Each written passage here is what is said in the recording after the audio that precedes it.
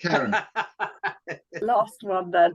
I'm going to 1986. I really, really agonised over the whole Metallica Megadeth question for this. But overall, Metallica Master of Puppets is my favourite album, so I couldn't pick that. But what I did pick was Peace Sells by Megadeth. This is one of the albums that changed my life in 1986. I grew up with parents who really loved rock, and the only way that I could outdo them was to really get into metal. And 1986 gave me the perfect opportunity to do that. One massive. How can I rebel against cool parents? The only way I could do better than them was to really get into metal. Thrash. So 1986 was an absolute gift. But yeah, I love Peace Sells. It's I just love that whole snarling kind of angry. It's an absolute landmark album for me again. So there's no way I could not pick this album, although I love the third and fourth Megadeth albums as well. So it was difficult, but this album was always going to come out on top. So yeah, Peace Sells. And the best year in metal as well, by the way, Karen. Oh God, yeah. I was 11 and it just, I just soaked it up. It was great. Yeah, fantastic. Yeah. Anyone got a favourite one? I haven't really heard. I've heard the classic Megadeth albums, but I haven't listened to them enough to say that is definitely the best one. I've always drawn towards Rust in Peace, to tell you the truth, because it's just, every time I hear anything, it's a great album. But anyone got any different opinions on that? You got anything, Dom, on that Megadeth? It's so hard to pick between 2, 3, and 4. It really is. They all have their standout things. I love the third one, which is it's not as well regarded, but I mean, Hook and Mouth and In My Darkest Hour, and some Mary great Jane. Stuff. So Set the World Afire. It's kind of difficult for me to pick between those three. I hate to say, but I mean, Wake Up Dead. Oh, yeah, it's got that song kills me when it goes that don't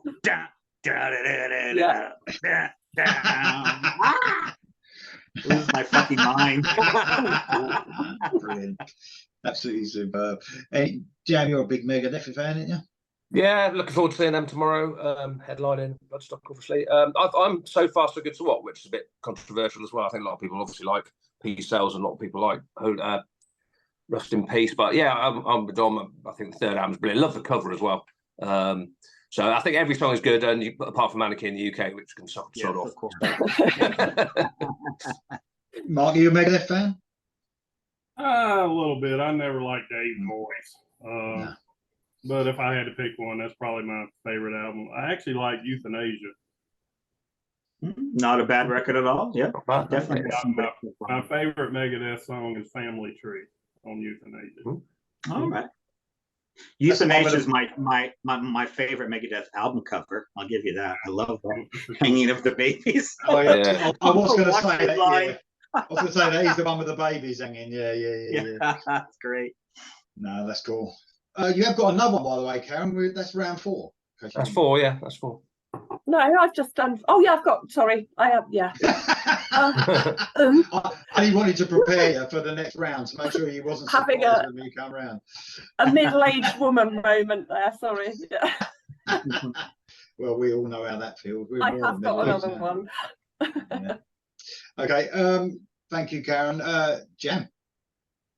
Okay, I think I had Danzig 2 last time. We had Van Halen 2, and I've got another 2. And we also ties in with Mark talking about Gary Cherone because it's Extreme. Oh, Extreme 2, Porn Graffiti. I think it'd be very hard push for anybody to not think this is probably the best Extreme album. I mean, obviously the third one's very strong as well. I think probably too long. Extreme 3, size for every story, and they've obviously done the new album this year, which from what I've heard is pretty good. Obviously I've heard the singles, haven't really listened to them yet. I'll go see them later in the year. Fucking boring, Jem. Is it? Boring as fuck it is, yeah. It's only my opinion, obviously, Extreme fan. Right. Well, I say I like the songs, so I'll have a listen to it, but I mean, this is brilliant. this was something a bit different, funk, I guess you'd call it. They're not so funky these days, are they? But at the time, it was something we hadn't heard. I mean, the first album's got some good stuff on it, and "Play With Me" is a great song, first album, but this is a step up. Decadent Dance, you know, get the funk out, More Than Words, obviously the ballady one. Money's a great song. It's a monster title track. It's just Susie with its tongue twister in it. You know, it's just a great album. Wholehearted to finish with. I mean, Wholehearted's track 13. You know what I mean? That's a big single, and it was track 13. But yeah, I love this album at the time. It's probably slightly dated now. It's, you know, I think if it come on, the singles are fine, but I think I'm not sure I'd listen to it much anymore. But at the time, it was brilliant. Yeah. But I think the sort of style and that, a few bands became a bit funky. Faith No More out then, of course, and Mordred and stuff like that. A lot of people doing a bit of funk, but yeah, at the time, brilliant and quite heavy in place. Some of Nuno's a genius on guitar. But there you go, Extreme 2, Porno Graffiti. Not putting down Extreme's guitar playing, by the way, on the new album. That is fantastic, but everything else is shit. Only my opinion, by the way. Okay, so anyone got I haven't really got an opinion on Extreme Teacher because I haven't listened to them enough to say what's the best album. I did listen to that album a lot, Jam, probably a bit too much. When I was get off. I probably played that to death a little bit, that album, when it came out, and I got a little bit fed up with it just through playing it too much. But you can't. The quality of it is outstanding. You got that, Mark? You got anything on Extreme? Yeah, I like that album. I had it. I don't think I've got it on CD, but I had it on cassette back in the day, and I wore it out. Get the Funk Out is just an awesome song. Yeah, it is. Dom? Actually, it's probably my third favorite Extreme album. Number 3 would be number 1, and the first album would be number 2. All right, okay. Nothing against Pornography. I mean, there's some tracks on there. I love Susie. But I just don't think it's really stood the test of time. That's what I'm saying. Get the funk out, man. When I hear "Get the Funk Out," I'm just like, oh. Welcome to the fucking jungle when that comes up.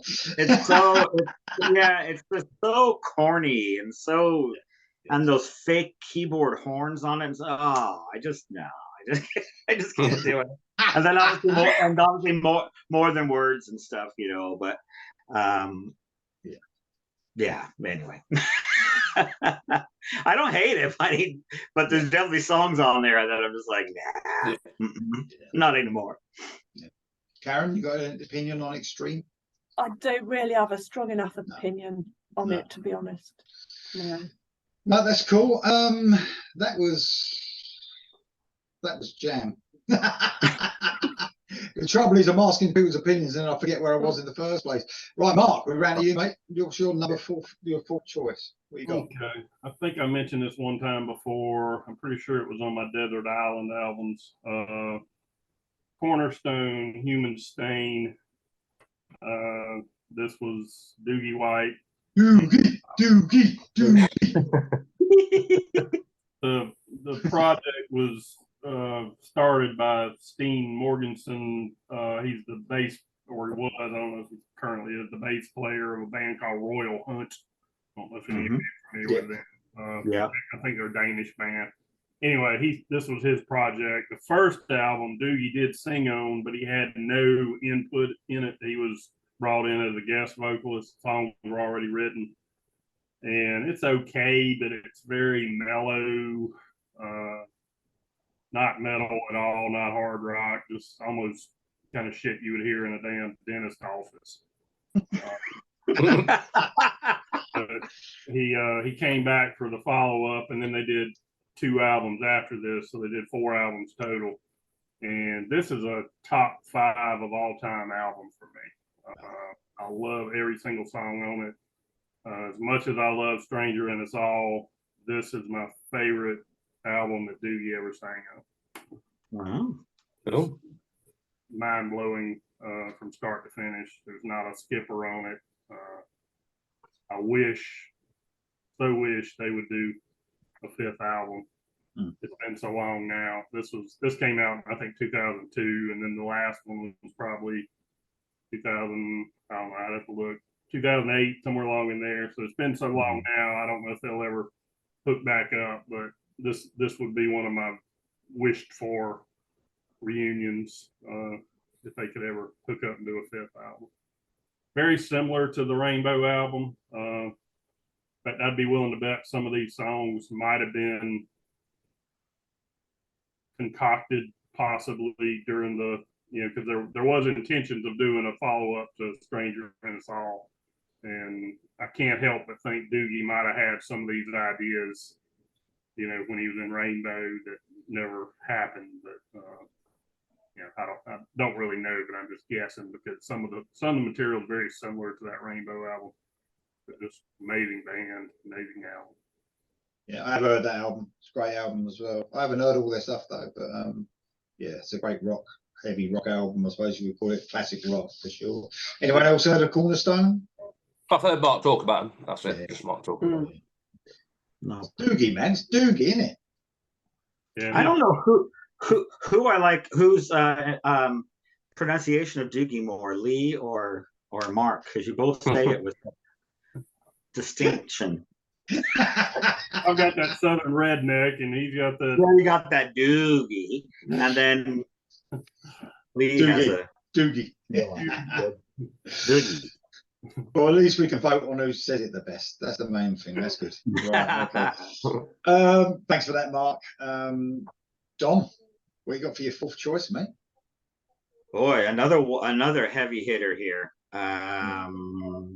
Shout at the devil. Oh, My yeah. favorite Motley Crue album, Yeah. hands down.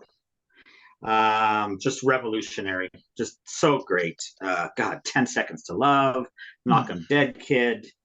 Kill. Kill, obviously, title track. Red Hot, yeah. Bastard. Yeah. I just love it. I love the whole vibe of it. I think it's a really it's a statement of intent. It's one of those albums, it's just, and it flows like, it's just a perfect album. Yeah, just great. So there you go. I know they had much bigger success, obviously, after this. Dr. Feelgood, I guess, is probably their best-selling album. But for me, Shout the Devil, absolutely. Got to agree. Totally. Do we all agree? I think we're on our heads there for Shout the Devil. No, I'm sure. I think Jam is girls, isn't it? Yeah, I must admit, I think I said to Karen yesterday, we were talking about it, and I had it on my list as my favourite, and I thought, bloody hell, I'm sure I've mentioned before that I prefer Girls. It's really close, but I think Girls. Probably, once again, it's probably your entry point, isn't it? That's when I first heard Motley Crue in '87. So, and then I went back, but it's very close. But I just think Girls. I know it's not actually that fan favourite, particularly. Obviously, a lot of people like Shout to the Devil. A lot of people like the first album. A lot of people like Dr. Feelgood. But for me, I just like even the Jailhouse Rock, and I'm not a big fan of Elvis. I still like that. I love Dancing on Glass. I like Nola, even that weird Nola's weird bit in Girls. I just think it's great. And the song title track, and then Wild Side. I mean, one of the best Motley Crue songs they've ever done. So for me, Girls. But it's really close. Really close. I love that album, by the way, Girls as well. It's brilliant. But yeah, I've got to go with Shout the Devil for that. I really like a bassy album as well. I remember when it came out, I thought it sounded too bassy, but now I listen to it, I think it sounds perfect as it is. Absolutely brilliant. Okay, cheers for that, Dom. Amazing choice. Okay, this might be the one that Dom was thinking I was going to say, maybe. So I've spoken about Queensryche already, and I've actually got to go with Queensryche. Rage for Order is my favourite Queensryche album. So, I mean, look, Mindcrime is just amazing in it. The Warning is just amazing, and Empire's amazing in its own right. And the Todd albums are as well, but there's something about Rage for Order, man. I mean, ahead of its time, I would say. I heard nothing like it before. Thought it sounded weird, but it sort of pulled me in as a kid. I was thinking, what the fuck is going on here? It was just sounded so strange, but so brilliant at the same time. But it includes Mark's favourite Queensryche song, Walk in the Shadows. I mean, every song. It's one of them. It is a desert island album, like we said. I Dream in Infrared, The Whisper, Gonna Get Close to You cover, The Killing Words, Surgical Strike. My favourite Queensryche song, New Regal, is just brilliant. Chemical Youth, London, Screaming in Digital, I Will Remember every single song. Is just absolutely 10 out of 10. Just love the album. And it sounds, again, I can play, for instance, Eyes of a Stranger can come on in my car, and I think that's brilliant. But it sounds now like, you know, I've heard it a bit too much. But any of these songs can come on, and I'll just turn it up. That's it. It just sounds like I was back in 1986. And of course, 1986, guys. Of course it is. Yeah. There you go. There you go. 1986, Queensryche and Rage for Order. What just a masterclass album. Have any of you got a James's Empire? Yeah.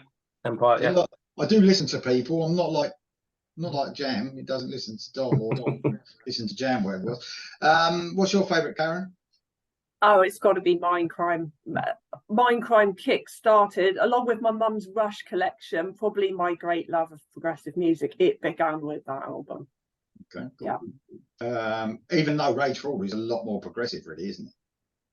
I don't know. I just think Mindcrime is a progressive metal album. Mm. Yeah, I just adore that album. By the way, Mindcrime is perfect. It is, again, a 10 out of 10, but there's something about Rage for Order for me. Mark, what's yours?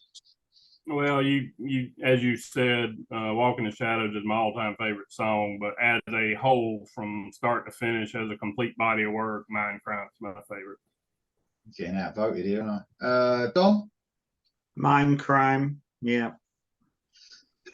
Although they have to be commended, because Rage for Order, I feel, was a huge chance that they took with that album, with not only the music but their look and everything. It was just like out of this world, especially compared to The Warning, which is just a very kind of straightforward metal album, really. I mean, great, but you know, it is very kind of. But Rage for Order, as you said, it was like this band came from another world. Yeah. I remember seeing the video for Gonna Get Close to You, and I was just like, what the fuck? The fucking hair. Oh, Jeff Tate's hair. Yeah. Oh, and man. just choice of cover, even. Yeah, just wild. So, yeah. There's a brilliant YouTube video. It's like a VHS. It's really bad quality, but it's them playing live on that tour. Mm-hmm. And man, every note Jeff Tate hits perfectly. Every twin lead harmony they play, it's just like, I remember thinking it's like pure perfection, that album. It's just like so intricate and so clever. Amazing stuff. Just a brilliant, timeless album, without a doubt. Yeah, I saw them on that tour. They opened for Ozzy on the wow, fucking hell, man. That'd be good. Yeah. Ultimate Sin tour, and yeah, they hadn't really cracked into the big time here yet. I mean, we had heard of them, but you know, they weren't a household name. But yeah, when that show was over, I ran out and bought Rage for Order. Amazing stuff. I mean, probably the only vocalist at that time could have competed with Jeff Tate, Ozzy Osbourne, probably. Anyway, no, brilliant. I'll tell you what, man, if I could have seen them back then. I mean, I did get the only time I got to tour was with Todd the Tour, when on the second album, Conditioned Human tour. But so happy I got to see them, but I would have loved to have seen them in their prime back then. That would have been amazing. It really I think we saw a download at Donington, didn't we? When they, yeah, 92 on the 92. That was Empire, though, wasn't it? I think. Yeah, it was Empire. Yeah. Wow. Yeah, that'd have been good as well. But I just found out the other day Jeff Tate's playing not here in town, but in Charleston, about 2 hours from here, next spring. Jeff Tate and Vandenberg, and Brian and I are talking about going, and hopefully he'll be in decent shape. I don't know, his voice is not what it used to be, and I've heard some nights he's on, some nights he's off. So we'll see. Yeah, I'll tell you the truth. I mean, I've been quite impressed with him the last few times I've heard bits of him online and stuff. But yeah, he's doing a lot better than he was. Put it that way. Just make sure you stand well back in case he gobs at the drummer but misses and gets you. Or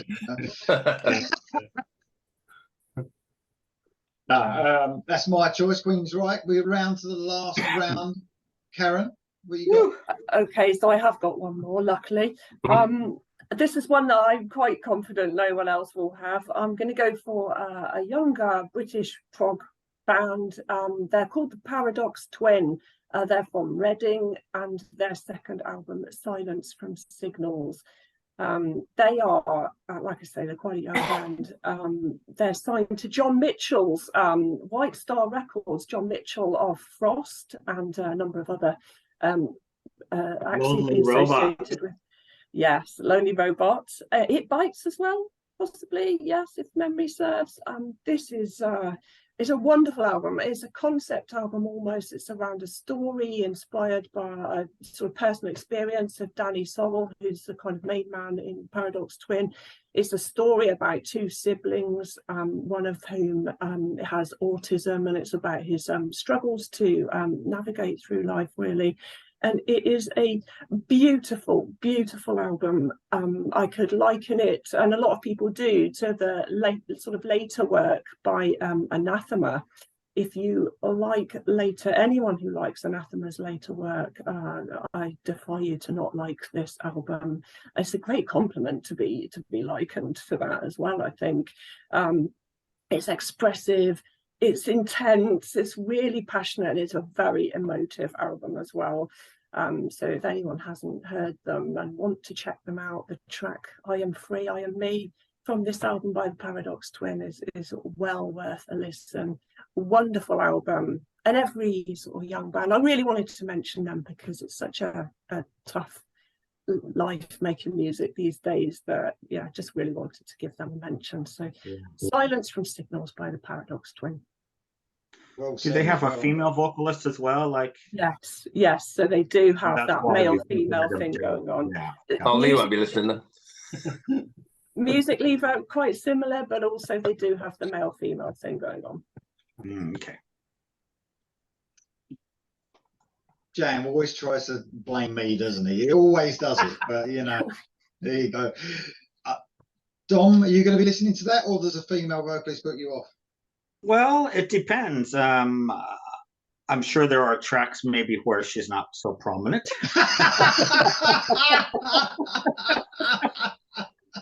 And those will be the ones that I'll be focusing on. From that glowing recommendation, yeah, I'll definitely have to check it out.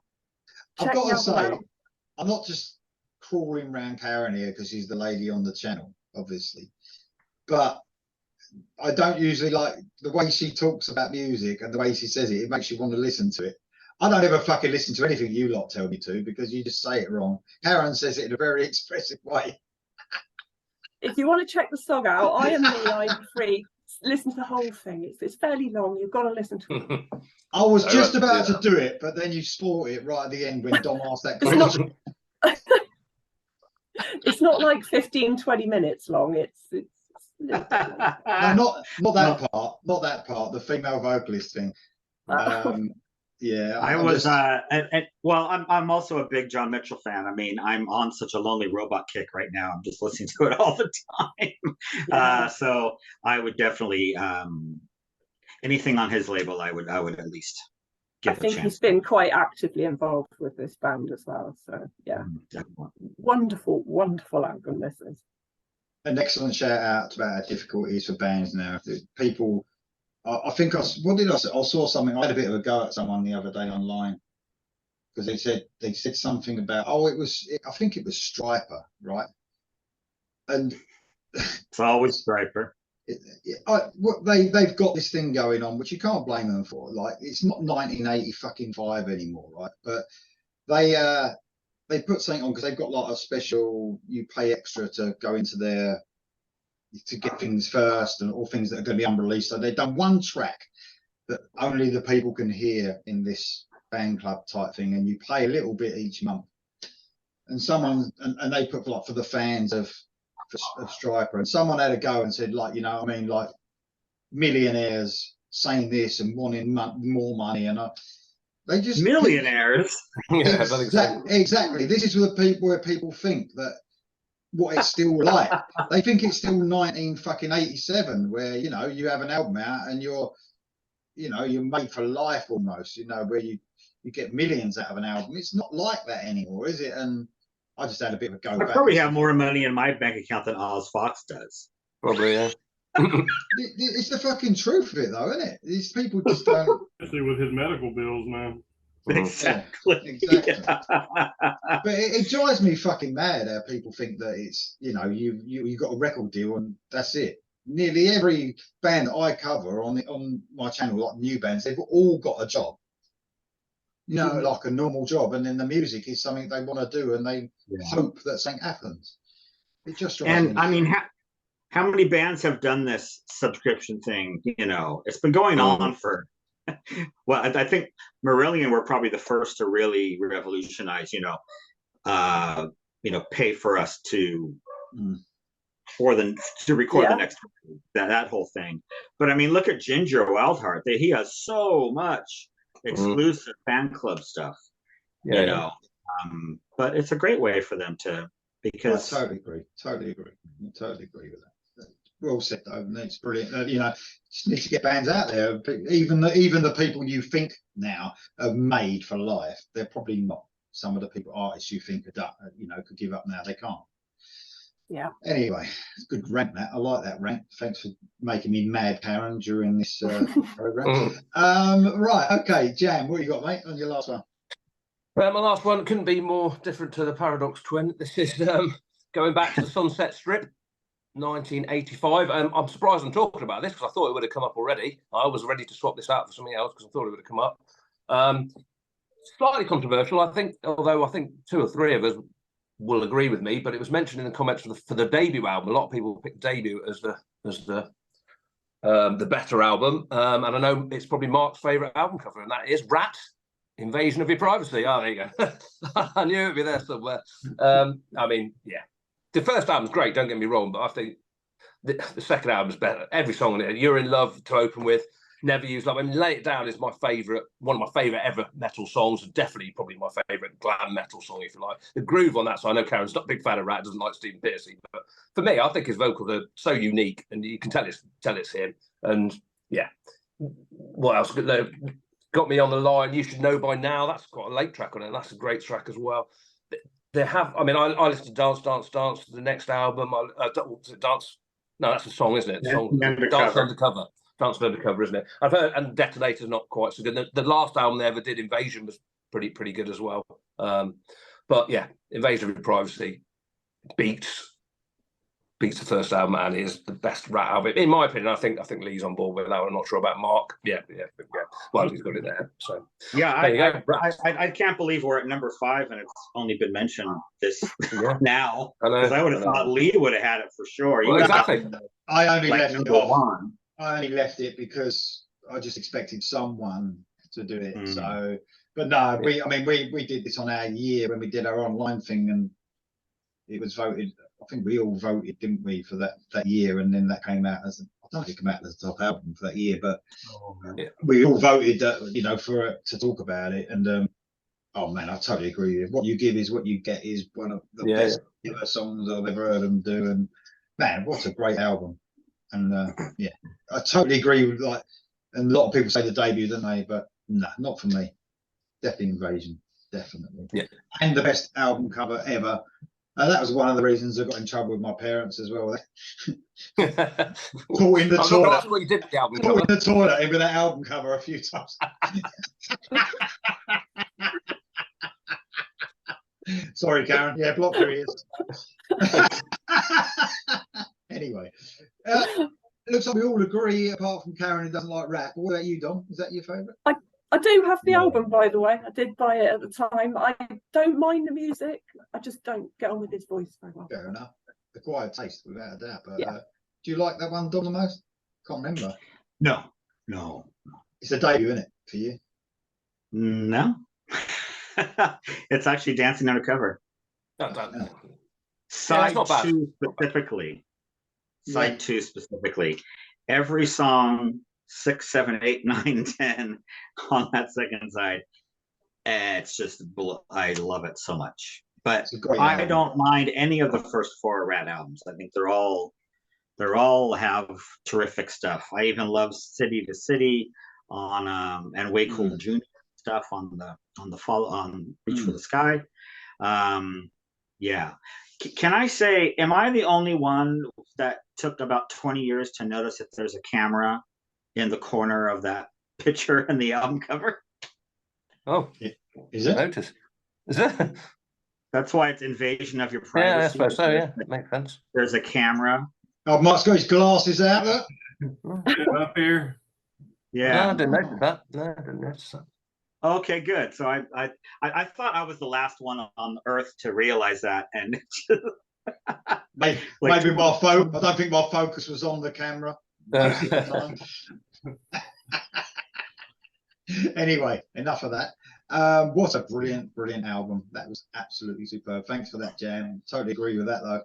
The best album. Mark, was you going to have that one, mate? Yeah, I had it pulled, but I knew somebody would bring it up. So worst case scenario, I was going to use it as an honorable. But yeah, it's definitely, I 100% agree with that one. I think it was Ralph that picked in the comments. I think he picked out of the cellar. Yeah, I think there was a couple, wasn't there? There's a couple of people said that, I think. Okay. I made a last minute in the trenches decision. That's what I had to run away for. Since Karen's here, I had to bring this up, and then Lee evoked the name. Tony Martin on Giantini Project 2. This was Tony's second post-Sabbath project. Project 1 had a different singer named Charles Bowyer, who had he sounded to me, reminded me a lot of Lou Graham. Anyway, Tony came in for this album and then did 2 others after this. This is absolutely amazing stuff. I've talked about it before. I talked about it, I think last time I brought it up was when we did the Valentine's show, because a song called Saved by Love is my all-time favorite Tony Martin song. Karen, if you haven't heard this album, you really... I haven't, so I'm going to check it out this afternoon. Please do. If you like his voice, you'll be amazed at this. But the guitarist I mentioned before, he was highly influenced by Akira Takasaki of Loudness. As close to Akira as I've ever heard as far as a style of playing. And this album's very heavy but melodic, and just gives me chills. Head and shoulders above the first album and even the second 2 that he did with us. It is sold it to me. It's one brilliant album and brilliant sounding album. One of the best. I said to you, Mark, didn't I? It's such a big sound on the album. It sounds so heavy and. Yeah, well, Dario Malo, who you recently did a reaction to one of his new songs. He was the producer on this album. He's definitely a very talented producer, and he brought out the best in this album. Amazing stuff, really amazing. Yeah, good choice, mate. So you got to talk about Doogie and Tony Martin, which I love. Well, like I said, I was going to leave this one off because I had mentioned it before, but when I saw Karen was here, and then when you evoked the name, I said, I got to go get that. Nah, brilliant. Absolutely That's brilliant. my afternoon sorted. Yeah. Oh, brilliant list by you, all 3 of you, by the way. And we're going to go to the next brilliant list, finishing off by Don. What we got, mate? Okay, God, I have so many, but I'm going to go with Twisted Sister. Cool. You Can't Stop Rock and Roll, I think, is them at their peak. I mean, I'm Me, and The Kids Are Back.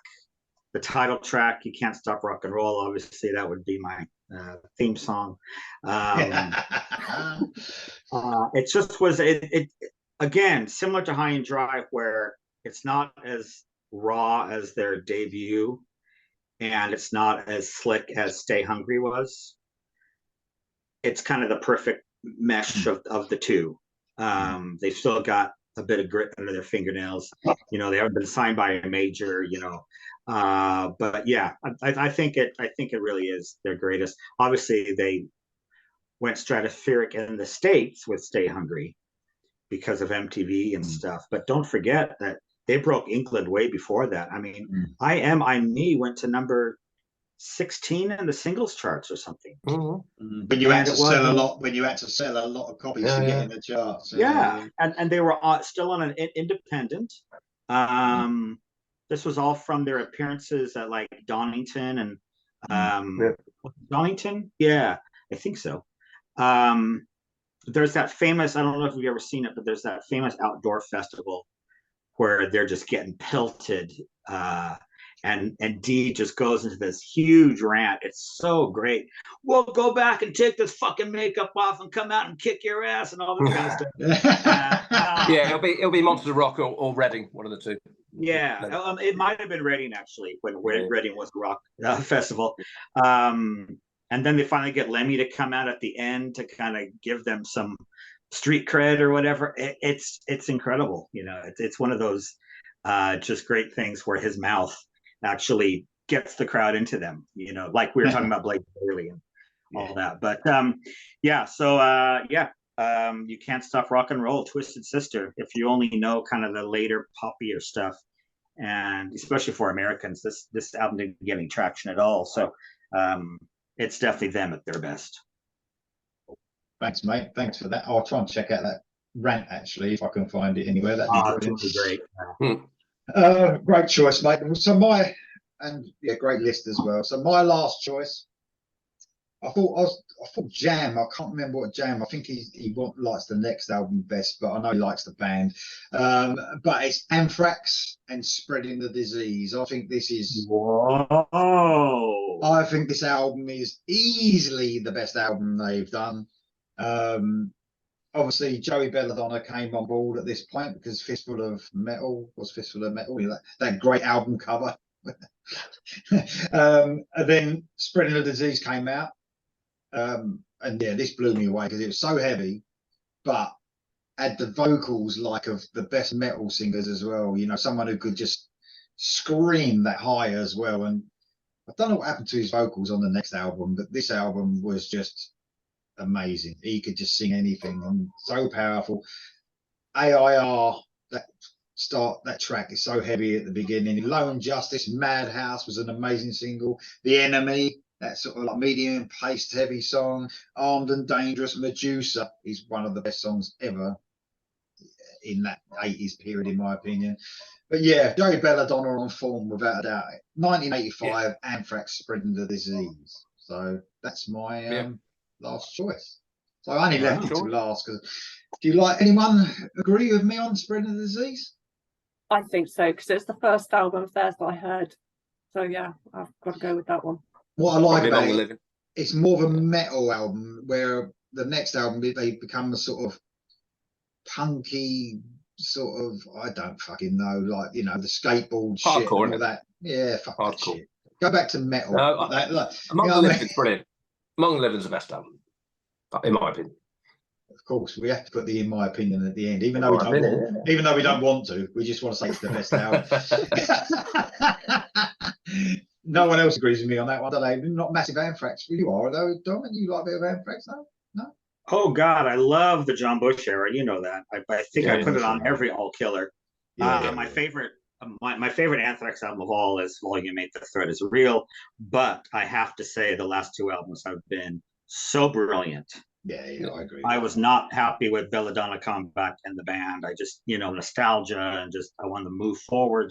But those Worship Music and For All Kings, absolutely great albums. Do you think that Spreading Disease is better than, say, Worship Music? Or yeah, not production wise. That Spreading Disease is so thin sounding now. It's like they had sort of almost made an Injustice for All mistake. The bass is there's hardly any bass on it. Yeah, but the songs just blew me away. I remember seeing there was a concert of them that was on the TV, and I had a DVD or a VHS video or something, and it was then when they first started and playing all them songs, and fucking mental.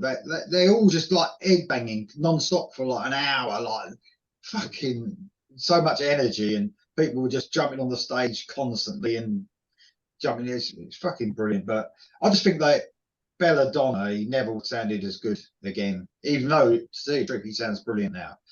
But back then, just amazing vocal performance on there as well. But no, love that album. Absolutely love it. That's my 5. I have got some more. Did we give Mark? Do you have an opinion on Anthrax, Mark? Oh, I'm not a huge fan. I like individual songs. I'm more like you. I do like probably Sound of White Noise. Good album. Yeah, if I had to pick one, I like some of the older stuff. Indians, I really like that song. And I did hear Worship Music, and I thought it was pretty good. But the older stuff, I didn't get into too much. Yeah. Cool. We're going to go around the houses for some. Yeah, let's do it. Let's name some of our honourable mentions. What you got, Karen? I've got none left because you guys have mentioned them. So I'm going to leave it there. Oh no, that's cool. You're doing a dom on us. You're doing a dom. Yeah. I think Dom might have something to say though this time. Not We're going to get today. Yeah, Em always has some honourables. What you got, mate? Yeah, obviously I had was going to be. I knew someone would pick it, so I've left that off. But it's obviously, yeah, definitely up there. My reserve one, which I was going to swap out for Rax, I thought that would come up, was Poison. Actually, Open Up and Say Ah. A lot of people prefer the debut, but I mean, this is where I got into them. Love on the Rocks, great song. Nothing But a Good Time. Fallen Angel, Every Rose, Mama Don't Dance. You know, I can't pretend I listen to Poison much anymore, but at the time I loved the album. Loved the album cover as well. But yeah, so that was good. And then obviously Elephant in the Room. I know we don't really talk about them, but that's an obvious choice. That's enough about that. And then I think I've got to a stage now where I can actually listen to Nirvana. I wouldn't listen to Teen Spirit, but when they come on, I don't hate it so much. It's 30 years have gone down the track. It's fine. I'd rather listen to that than Sweet Child of Mine. What's that? Sorry? I just said that it's hard to believe it's been 30 years, isn't it? Yeah. Can I just say, 1991, yeah, 1991. Can I say, I think it's more acceptable for Darren to bring out Huey Lewis and the News than it is for you to bring out fucking Nirvana.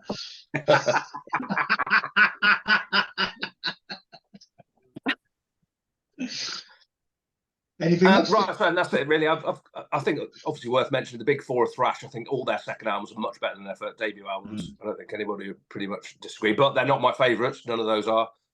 Faith No More did Introduce Yourself, which is a great album and it's definitely up there, but I think I prefer a couple of more albums to that.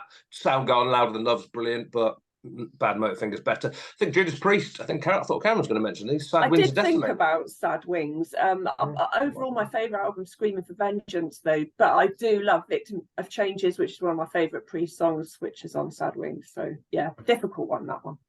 That was it. And then Jane's Addiction, Nothing Shocking, which is technically the second. I think someone put on the list was Nothing Shocking isn't the debut album. The first album is from Jane's Addiction is sort of half studio, half livey type thing, and it's just called Jane's Addiction. So I'm not trying to criticise anybody, but Nothing Shocking is technically the second album, I think. But Ritual de l'Habituel is my favourite, so I couldn't have that either. And that's it for me. Cool. It's funny you should mention Judas Priest there. I mean, that's when I spoke about at the beginning about the massive change that people make from their debut. That's got to be one of the biggest changes. Judas Priest and what they went. Yeah. And Saxon, I was thinking that as well. Their debut, the big change to their second album for sure. But yeah, cool. Mark, you got any? I got two. I'll be a contrarian again, and I'm surprised you didn't bring this one up, Lee. Maybe just because you touched on it last time. Slave to the Grind. I've got that on my own walls. Across that. I'm really surprised he didn't bring that up either. Really I know Jam preferred the first, but this album is so fucking heavy. It is great. It's Mud Kicker, Love Quicksand Jesus. Anyway, I just always prefer that one. And then the only other one I've got, and the first album was actually an EP, but I consider this their second album, even though it's their first full-length album. Hurricane, Over the Edge. Like I said, the first album was a 6-song EP, but I'll call it an album, and I'll call this their second. They had some very brief day in the sun when this album came out here in the States. I don't know if they ever got any exposure over there, but Obviously, their biggest Na na na na na na. I'm on to you. their biggest claim to fame. Kelly Hansen went on to he's in Foreigner now, but there's a new Hurricane album coming out with a different singer, and I'm hoping since Foreigner is finally getting ready to call it a day, I'm hoping Kelly may go back to Hurricane. I've had this discussion with another friend of mine. We're like, well, Foreigner's ending and Hurricane's back to get. I mean, Yeah. I don't think he would. I didn't know the new Hurricane. I don't know if you heard the Hurricane song. It ain't all that, Mark, at all. I didn't like it at all. I might have heard it. Yeah, I wasn't blown away. No. I'm pretty sure I heard the new one. I wasn't blown away by it. But like I said, their older stuff. They came on my radar. They opened for Stryper the first time I ever saw Stryper, and they were really good.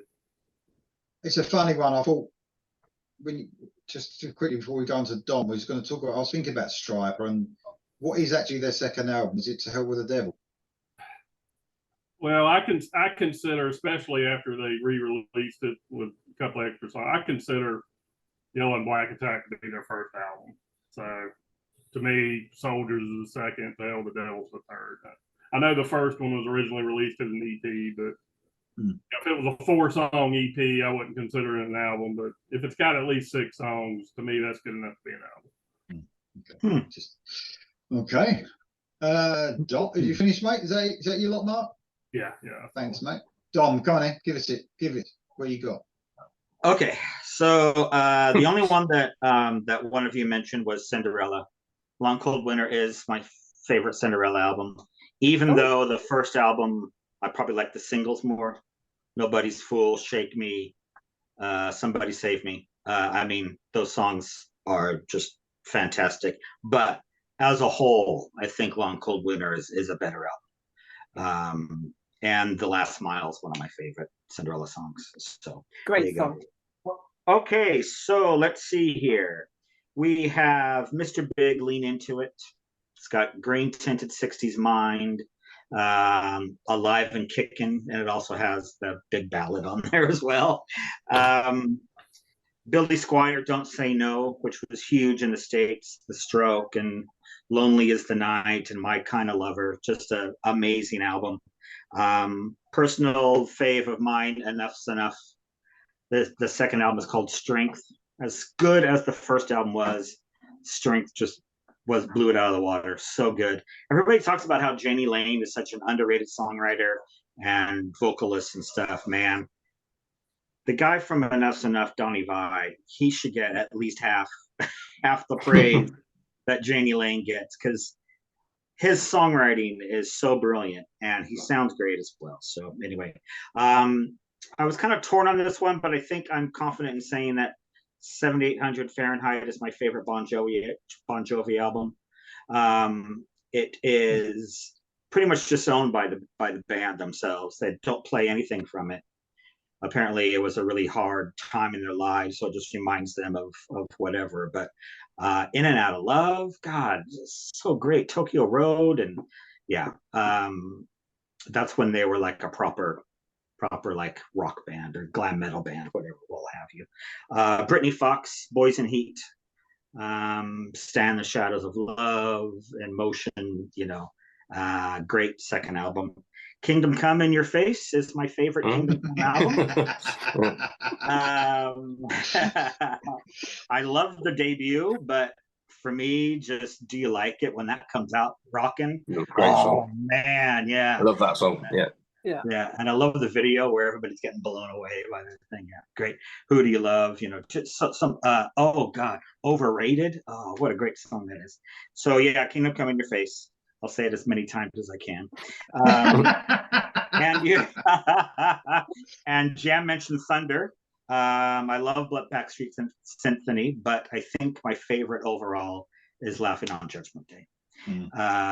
Just for Does It Feel Like Love and Low Life in High Places, and I just think it's a brilliant album. And then two personal ones for me, which don't really fit into the channel too much. The Bronx, which is one of my favorite modern bands, if you will. They have about 7 records out. Bronx 2 was the one that got me into them, and it's still my favorite. They still do a lot of it live. And then Nick Gilder, who is kind of a Canadian singer. I spoke about him before.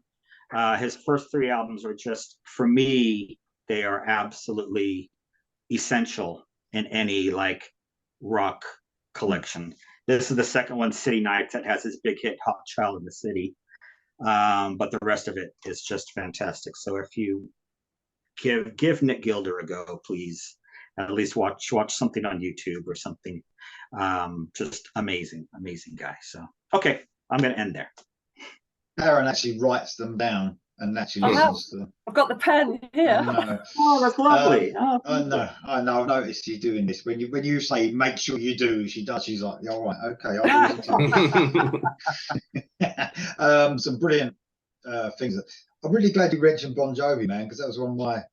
I was going to mention that as my honourable as well. And it's almost like even myself, back when I was a kid and that came out, and in that period of the first album, 7800 Degrees, and like Slippery When Wet, and then the next one, the fourth one, which was New Jersey, was it? New Jersey, yeah. That they saw it like that, and I almost saw it like that one as at that time, but now I see it so much differently now.